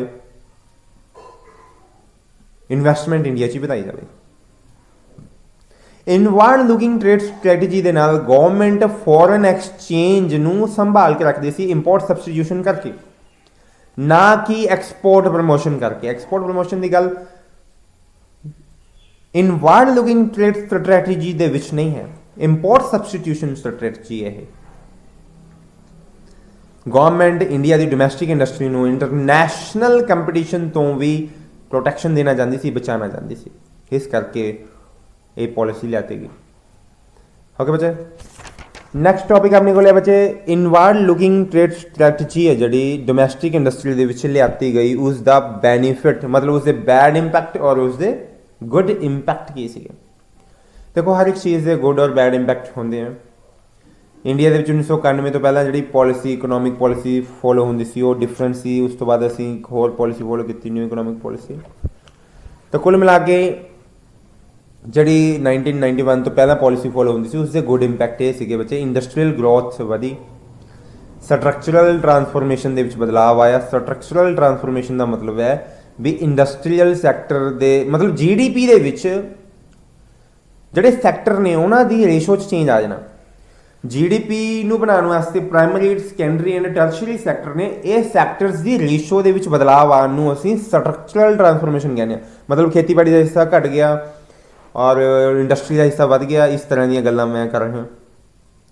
ਤਾਂ ਸਟਰਕਚਰਲ ਟਰਾਂਸਫੋਰਮੇਸ਼ਨ ਅਸੀਂ ਲੈ ਕੇ ਆਏ ਔਰ ਰੋਜ਼ਗਾਰ ਦੇ ਅਵਸਰ ਆਏ, ਠੀਕ ਹੈ। और कुल मिला के ग्रीन रेवोल्यूशन आया। ग्रीन रेवोल्यूशन आने नाल ठीक है 12% GDP च ग्रोथ आया 1951 तक, जबकि 1991 ਦੇ ਨੇੜੇ ਨੇੜੇ ਅਸੀਂ 25% GDP ਨੂੰ ਬੂਸਟ ਕਰ ਚੁੱਕੇ। ਇੰਡਸਟਰੀ ਦਾ ਸੈਕਟਰ ਜਿਹੜਾ ਹੈਗਾ ਉਹ GDP ਦੇ ਵਿੱਚ ਬਹੁਤ ਜ਼ਿਆਦਾ ਵਧਿਆ ਔਰ ਇਸੇ ਨੂੰ ਹੀ ਅਸੀਂ ਸਟਰਕਚਰਲ ਟਰਾਂਸਫੋਰਮੇਸ਼ਨ ਕਹਿੰਦੇ ਆ ਵੀ ਸਾਡੀ ਗਰੋਥ ਸਟਰਕਚਰਲ ਟਰਾਂਸਫੋਰਮੇਸ਼ਨ ਦੇ ਨਾਲ ਹੋਈ। ਨੰਬਰ 2 ਪੁਆਇੰਟ ਬੱਚੇ ਗੁੱਡ ਇੰਪੈਕਟ ਹੈ ਇਨਵਰਡ ਲੁਕਿੰਗ ਟ੍ਰੇਡ ਸਟ੍ਰੈਟਜੀ ਦਾ ਡਾਇਵਰਸੀਫਿਕੇਸ਼ਨ ਆਫ ਇੰਡਸਟਰੀਅਲ ਗਰੋਥ। ਸਾਡੀ ਇੰਡਸਟਰੀ ਦੇ ਵਿੱਚ ਡਾਇਵਰਸੀਫਿਕੇਸ਼ਨ ਆਈ। ਡਾਇਵਰਸੀਫਿਕੇਸ਼ਨ ਹੁੰਦਾ ਵਿਵਿਧਤਾ, ਵੈਰਾਈਟੀ। ਸਾਡੀ ਮਾਡਰਨ ਇੰਡਸਟਰੀ ਆਈ। ਅਸੀਂ ਕੱਪੜੇ ਤੇ ਜੂਟ ਤੱਕ ਸੀਮਿਤ ਨਹੀਂ ਰਹੇ, ਅਸੀਂ ਇੰਜੀਨੀਅਰਿੰਗ ਗੁੱਡਸ ਤੇ ਵਾਈਡ ਰੇਂਜ ਦੀਆਂ ਕੰਜ਼ਿਊਮਰ ਗੁੱਡਸ ਨੂੰ ਵੀ ਬਣਾਉਣਾ ਸ਼ੁਰੂ ਕਰਤਾ। ਅਸੀਂ ਸੀਮਿਤ ਨਹੀਂ ਰਹੇ ਹੈਗੇ ਕਿ ਬਸ ਉਹੀ ਬਸ ਕੱਪੜਾ ਜੂਟ, ਨਹੀਂ, ਅਸੀਂ ਬਦਲਾਵ ਲੈ ਕੇ ਆਤਾ, ਅਸੀਂ ਨਵੇਂ ਬਣ ਗਏ।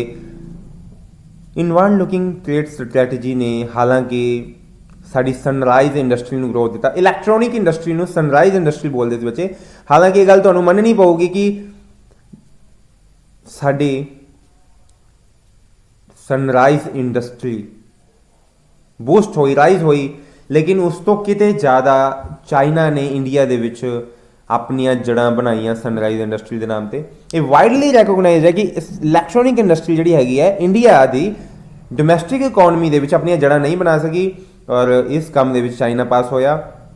ਇਸ ਕਰਕੇ ਕੀ ਕਹੀਏ, ਅਸੀਂ ਤਾਂ ਪ੍ਰੋਟੈਕਸ਼ਨ ਦਿੰਦੇ ਰਹੇ ਸਾਡੀ ਆਪਣੀ ਇੰਡਸਟਰੀ ਨੂੰ, ਲੇਕਿਨ ਪ੍ਰੋਟੈਕਸ਼ਨ ਦੀ ਵਜ੍ਹਾ ਨਾਲ ਅਸੀਂ ਨਿਕੰਮੇ ਹੋ ਗਏ। ਅਸੀਂ ਫੋਰਨ ਜਾਂ ਇੰਟਰਨੈਸ਼ਨਲ ਲੈਵਲ ਦੇ ਕੰਪੀਟੀਸ਼ਨ ਨੂੰ ਲੜ ਨਹੀਂ ਸਕੇ, ਅਸੀਂ ਸਿਰਫ ਆਪਣੀ ਰੋਟੀ ਪੂਰੀ ਕਰਦੇ ਰਹੇ। ਮਤਲਬ ਕਹਿਣ ਦਾ ਮਤਲਬ ਇਹ ਹੈ ਵੀ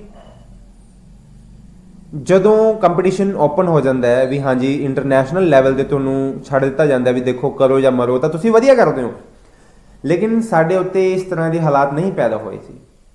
ਅਸੀਂ ਇੰਡੀਅਨ ਲੋਕ ਪ੍ਰੋਟੈਕਸ਼ਨ ਦਿੰਦੇ ਰਹੇ ਆਪਣੀ ਇੰਡੀਅਨ ਇੰਡਸਟਰੀ ਨੂੰ, ਇਸੇ ਕਰਕੇ ਸਾਡੇ ਕੋਲ ਓਨਲੀ ਜਸਟ ਇੱਕ ਫੀਅਟ, ਇੱਕ ਐਂਬੈਸਡਰ, ਦੋ ਤਰ੍ਹਾਂ ਦੀਆਂ ਕਾਰਾਂ ਸੀਗੀਆਂ। ਲੇਕਿਨ ਜਦ ਅਸੀਂ ਇਹ ਪ੍ਰੋਟੈਕਸ਼ਨ ਦੇਣੀ ਬੰਦ ਕਰਤੀ ਤਬ ਪ੍ਰਾਈਵੇਟ ਪਲੇਅਰਸ ਆਏ ਔਰ ਉਹ ਪੁਰਾਣੀ ਕੰਪਨੀਜ਼ ਫੇਲ ਹੋ ਗਈਆਂ ਔਰ ਨਵੀਂ ਕੰਪਨੀਜ਼ ਆ ਗਈ। ਸਾਡੇ ਕੋਲ ਆਪਸ਼ਨ ਇਨਕਰੀਜ਼ ਹੋ ਗਏ, ਸਾਡੀ ਵੈਰਾਈਟੀ ਆਫ ਗੁੱਡਸ ਸਾਡੇ ਕੋਲ ਇਨਕਰੀਜ਼ ਹੋ ਗਈਆਂ।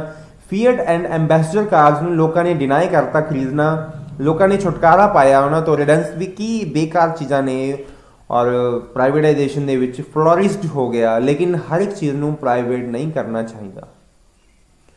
ਕੁਝ ਚੀਜ਼ਾਂ ਫਿਰ ਵੀ ਗਵਰਨਮੈਂਟ ਨੂੰ ਆਪਣੇ ਹੱਥ 'ਚ ਰੱਖਣੀਆਂ ਚਾਹੀਦੀਆਂ ਨੇ। ਠੀਕ ਹੈ, ਕੰਜ਼ਿਊਮਰ ਨੂੰ ਤੁਸੀਂ ਵੈਰਾਈਟੀ ਦਿੱਤੀ, ਕੰਪੀਟੀਸ਼ਨ ਲੜਿਆ, ਤਾਂ ਅਸੀਂ ਫਿਲਹਾਲ ਬੁਰਾਈ ਕਰ ਰਹੇ ਹਾਂ ਪਬਲਿਕ ਸੈਕਟਰ ਦੀ ਕਿ ਪ੍ਰਾਈਵੇਟਾਈਜੇਸ਼ਨ ਬਹੁਤ ਅੱਛਾ ਹੈ, ਬਹੁਤ ਅੱਛਾ। ਲੇਕਿन एक टाइम ऐसा होगा कि प्राइवेटाइजेशन भी बहुत नुकसानदेह साबित होगा तो हो भी रहा है। इंडिया की आटोमोबाइल इंडस्ट्री जिहड़ी हैगी है ਉਹ ਵੀ ਇਨਵਾਰਡ ਲੁਕਿੰਗ ਟ੍ਰੇਡ ਸਟ੍ਰੈਟਜੀ ਦੀ ਵਜ੍ਹਾ ਨਾਲ ਜਿੰਦਾ ਰਹੀ, ਜਿਵੇਂ ਮੈਂ ਤੁਹਾਨੂੰ ਨਹੀਂ ਦੱਸ ਕੇ ਹਟਿਆ। ਲੇਕਿਨ ਕੰਪੀਟੀਸ਼ਨ ਇਨਕਰੀਜ਼ ਹੋਣ ਦੇ ਨਾਲ ਉਹ ਹੋਰ ਵਧੀਆ ਕੁਆਲਿਟੀ ਦੀ ਬਣ ਸਕਦੀ ਸੀ, ਲੇਕਿਨ ਉਹ ਨਹੀਂ ਬਣ ਪਾਈ। ਇਸ ਕਰਕੇ ਸਾਡੀ ਆਟੋਮੋਬਾਈਲ ਇੰਡਸਟਰੀ ਵੀ ਸਰਵਾਈਵ ਨਹੀਂ ਕਰ ਪਾਈ ਜਦੋਂ ਅਸੀਂ ਪ੍ਰੋਟੈਕਸ਼ਨ ਨੂੰ ਖਤਮ ਕਰਤਾ। ਸਾਡੀ ਸਨਰਾਈਜ਼ ਇੰਡਸਟਰੀ ਦਾ ਗਰੋਥ ਹੋਇਆ 1950 ਤੋਂ 1990 ਦੇ ਵਿੱਚ। ਸਨਰਾਈਜ਼ ਇੰਡਸਟਰੀ ਅਸੀਂ ਨੂੰ ਤਾਂ ਕਹਿੰਦੇ ਹਾਂ ਕਿਉਂਕਿ ਉਹ ਵਕਤ ਸੀਗਾ ਜਦੋਂ ਸਾਰੀ ਇੰਡਸਟਰੀ ਜਾਂ ਇੰਡਸਟਰੀਅਲਾਈਜੇਸ਼ਨ ਜਿਹੜੀ ਸੀਗੀ ਉਹ ਇਲੈਕਟ੍ਰੋਨਿਕ ਦੇ ਆਲੇ ਦੁਆਲੇ ਘੁੰਮ ਰਹੀ ਸੀ, ਸਪਿਨ ਹੋ ਰਹੀ ਸੀ। ਜੇ ਪ੍ਰੋਟੈਕਸ਼ਨ ਅਸੀਂ ਨਾ ਦਿੰਦੇ ਬੱਚੇ ਤਾਂ ਸ਼ਾਇਦ ਸਾਡਾ ਇੰਡੀਅਨ ਇੰਡਸਟਰੀ ਨਾ ਚੱਲ ਪਾਉਂਦਾ ਇੰਟਰਨੈਸ਼ਨਲ ਕੰਪੀਟੀਸ਼ਨ ਨੂੰ, ਇੰਟਰਨੈਸ਼ਨਲ ਮਾਰਕੀਟ ਨੂੰ। ਲੇਕਿਨ ਫਿਰ ਵੀ ਅਸੀਂ ਇਨਵਾਰਡ ਲੁਕਿੰਗ ਟ੍ਰੇਡ ਸਟ੍ਰੈਟਜੀ ਨੂੰ ਇਹ ਕਹਿੰਦੇ ਹਾਂ ਕਿ ਹਾਂ ਜੇ ਅਸੀਂ ਕਰਿਆ ਤਾਂ ਵਧੀਆ ਹੋਇਆ। ਲੇਕਿਨ ਆਪਾਂ ਹੁਣ ਇੱਕ ਦੂਸਰੇ ਪੁਆਇੰਟ 'ਤੇ ਇਹ ਸੋਚਦੇ ਹਾਂ ਕਿ ਜੇ ਨਾ ਪ੍ਰੋਟੈਕਸ਼ਨ ਦਿੱਤੀ ਹੁੰਦੀ ਤਾਂ ਹੋ ਸਕਦਾ ਅਸੀਂ ਇੰਟਰਨੈਸ਼ਨਲ ਲੈਵਲ ਦੀਆਂ ਗੁੱਡਸ ਮੈਨੂਫੈਕਚਰ ਕਰਦੇ ਹੁੰਦੇ। ਠੀਕ ਹੈ ਬੱਚੇ, ਬਸ ਬੱਚੇ ਹੁਣ ਇਹੀ ਪ੍ਰੋਟੈਕਸ਼ਨ ਦਿੱਤੀ, ਠੀਕ ਹੈ। ਅਸੀਂ ਕਾਫੀ ਇਨਵਾਰਡ ਲੁਕਿੰਗ ਟ੍ਰੇਡ ਸਟ੍ਰੈਟਜੀ ਪ੍ਰੋਟੈਕਸ਼ਨ ਦੇ ਕੇ ਅਸੀਂ ਇੰਡੀਆ ਦੀ ਇੰਡਸਟਰੀ ਨੂੰ ਪ੍ਰਮੋਟ ਕੀਤਾ। ਲੇਕਿਨ ਬੈਡ ਇੰਪੈਕਟ 'ਚ ਜਾਵਾਂਗੇ ਨਾ, ਉਦੋਂ ਪਤਾ ਚੱਲੂਗਾ ਤੁਹਾਨੂੰ ਕਿ ਅਸੀਂ ਇੰਟਰਨੈਸ਼ਨਲ ਲੈਵਲ ਦੇ ਮਾਪਦੰਡ, ਇੰਟਰਨੈਸ਼ਨਲ ਸਟੈਂਡਰਡਸ ਨੂੰ ਫੋਲੋ ਕਰਦੇ ਹੋਏ ਪ੍ਰੋਟੈਕਸ਼ਨ ਨਹੀਂ ਦੇ ਪਾਏ ਔਰ ਅਸੀਂ ਨਹੀਂ ਲੜ ਪਾਏ। ਅੱਜ ਓਪਰਚੁਨਿਟੀਜ਼ ਆਫ ਇਨਵੈਸਟਮੈਂਟ ਕਹਿੰਦੇ SSI ਨੂੰ ਅਸੀਂ ਪ੍ਰੋਟੈਕਸ਼ਨ ਦਿੱਤੀ, ਸਮਾਲ ਸਕੇਲ ਇੰਡਸਟਰੀ ਇਨਵੈਸਟਮੈਂਟ ਵਧਿਆ ਔਰ ਦੇਸ਼ ਦੇ ਵਿੱਚ ਹਿਡਨ ਟੈਲੈਂਟ ਨੂੰ ਯੂਜ਼ ਕੀਤਾ ਗਿਆ। ਦੇਸ਼ ਦੇ ਲੇਟੈਂਟ ਰਿਸੋਰਸਿਸ, ਮਤਲਬ ਦੇਖੋ ਤੁਸੀਂ ਬਹੁਤ ਕੁਝ ਕਰ ਸਕਦੇ ਹੋ, ਇੱਕ ਬੰਦੇ 'ਚ ਬਹੁਤ ਹੀ ਸ਼ਕਤੀ ਹੈ ਜਾਂ ਇੱਕ ਦੇਸ਼ ਦੇ ਵਿੱਚ ਆਰਥਿਕ ਵਿਕਾਸ ਕਰਨ ਦੀ ਬਹੁਤ ਸ਼ਕਤੀ ਹੈ, ਉਸ ਚੀਜ਼ ਨੂੰ ਅਸੀਂ ਪਹਿਚਾਨਦੇ ਹਾਂ। ਇਹਨਾਂ ਨੇ ਕਿਹਾ ਜੇ ਅਸੀਂ SSI ਬਚਾਈ ਔਰ ਪ੍ਰੋਟੈਕਸ਼ਨ ਦਿੱਤੀ ਕਿਉਂਕਿ ਅਸੀਂ ਆਪਣੇ ਇੰਡੀਆ ਦੇ ਲੇਟੈਂਟ ਰਿਸੋਰਸਿਸ, ਗੁਪਤ, ਅਵਿਅਕਤ, ਸੁਪਤ, ਅੰਤਰਨਿਹਿਤ ਸੰਸਾਧਨ ਸੀ ਜਿਹੜੇ, ਉਹਨਾਂ ਨੂੰ ਅਸੀਂ ਯੂਜ਼ ਕੀਤਾ। ਨਹੀਂ ਤਾਂ ਉਹ ਵਿਹਲੇ ਦੇ ਵਿਹਲੇ ਰਹਿ ਜਾਂਦੇ, ਇਡਲ ਰਹਿ ਜਾਂਦੇ। ਹੁਣ ਅਸੀਂ ਇਨਵੈਸਟਮੈਂਟ ਓਪਰਚੁਨਿਟੀਜ਼ ਦਿੱਤੀਆਂ, ਸੈਲਫ ਇੰਪਲੋਇਮੈਂਟ ਦਿੱਤਾ, ਅਸੀਂ ਸਮਾਨਤਾ ਦੇ ਨਾਲ ਵਿਕਾਸ ਨੂੰ ਬੜਾਵਾ ਦਿੱਤਾ। ਬੁਰਾਈ ਦੇ ਵਿੱਚ ਆ ਗਏ ਅਸੀਂ। ਬੁਰਾਈ ਦੇ ਵਿੱਚ ਬੱਚੇ ਅਸੀਂ ਗੱਲ ਕਰਾਂਗੇ ਪਬਲਿਕ ਮੋਨੋਪੋਲੀਜ਼, ਇਨਐਫੀਸ਼ੀਐਂਟ ਗਰੋਥ। ਸਰਕਾਰੀ ਕੰਪਨੀਆਂ ਘਾਟੇ 'ਚ ਔਰ ਫਿਰ ਵੀ ਚੱਲਦੀਆਂ ਹੀ ਚੱਲਦੀਆਂ। ਪਬਲਿਕ ਸੈਕਟਰ ਨੂੰ ਅਸੀਂ ਪ੍ਰੋਟੈਕਸ਼ਨ ਦੇਤੀ ਲੇਕਿਨ ਇਨਐਫੀਸ਼ੀਐਂਟ ਮੋਨੋਪੋਲੀਜ਼। ਟੈਲੀਕਮਿਊਨੀਕੇਸ਼ਨ ਗਵਰਨਮੈਂਟ ਤੁਹਾਨੂੰ ਸਭ ਨੂੰ ਦੇਖਿਆ ਹੈ ਕਿ 1990 ਤੱਕ ਕੀ ਹਾਲਾਤ ਹੁੰਦੇ ਸੀ। ਲੋਕਾਂ ਨੂੰ ਇੱਕ ਟੈਲੀਫੋਨ ਕਨੈਕਸ਼ਨ ਲੈਣ ਦੇ ਲਈ ਕਈ ਸਾਲ ਵੇਟ ਕਰਨਾ ਪੈਂਦਾ ਸੀਗਾ। ਮਤਲਬ ਇਹ ਇੱਕ ਅੱਛੀ ਚੀਜ਼ ਨਹੀਂ ਸੀਗੀ। ਲੇਕਿਨ ਜਦੋਂ ਤੁਸੀਂ ਪ੍ਰਾਈਵੇਟਾਈਜੇਸ਼ਨ ਕਰਤੀ, ਕਹਿੰਦੇ ਤੁਹਾਡੇ ਕੋਲ SMS ਤੇ SMS ਆ ਰਹੇ हैं ऑफरिंग ਕਰਨ ਵਾਸਤੇ कि भाई कनेक्शन ले लो, अरे फ्री में ले लो, फ्री में कनेक्शन ले लो।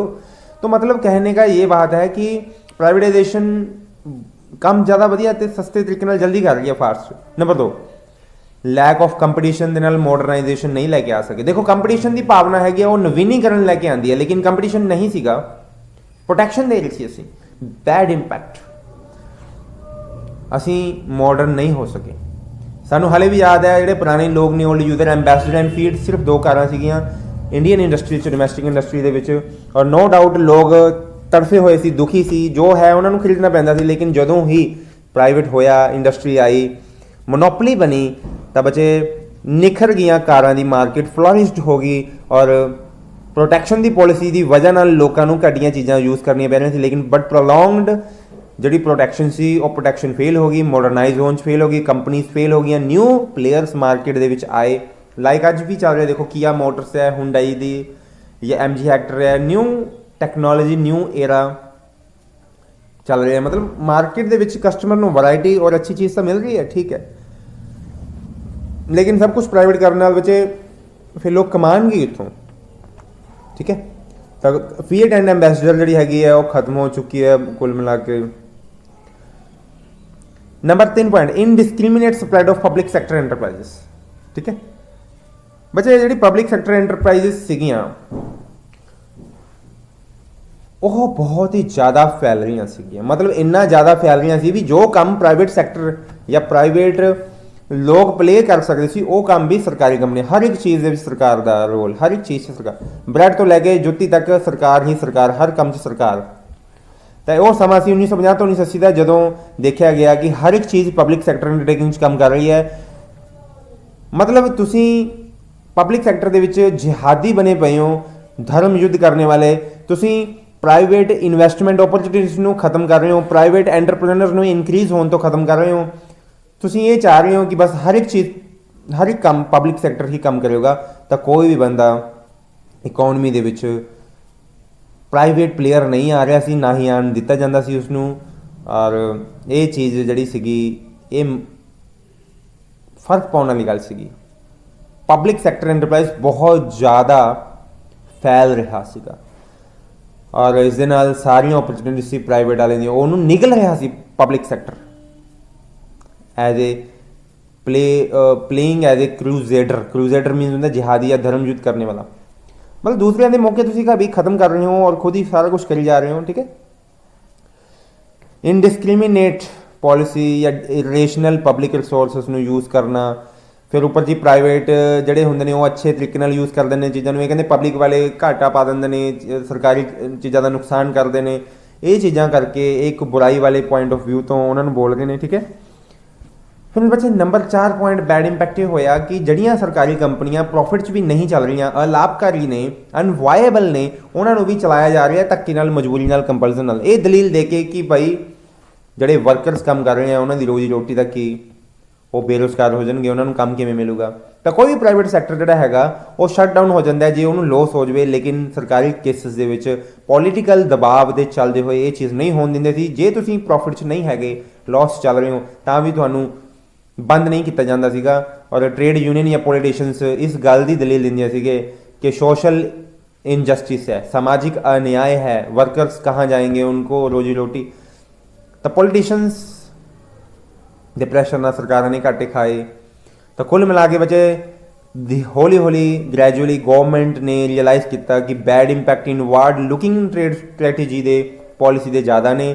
ਇਸ ਕਰਕੇ ਗਵਰਨਮੈਂਟ ਸ਼ਿਫਟ ਹੁੰਦੀ ਗਈ ਔਰ ਗਵਰਨਮੈਂਟ 1990 ਦੇ ਵਿੱਚ NEP ਨਿਊ ਇਕਨੋਮਿਕ ਪੋਲਿਸੀ 'ਤੇ ਸ਼ਿਫਟ ਹੋ ਗਈ, ਜਿਹੜਾ ਕਿ ਅਸੀਂ ਨੈਕਸਟ ਚੈਪਟਰ 6 ਦੇ ਵਿੱਚ ਸਟੱਡੀ ਕਰਨਾ, ਠੀਕ ਆ।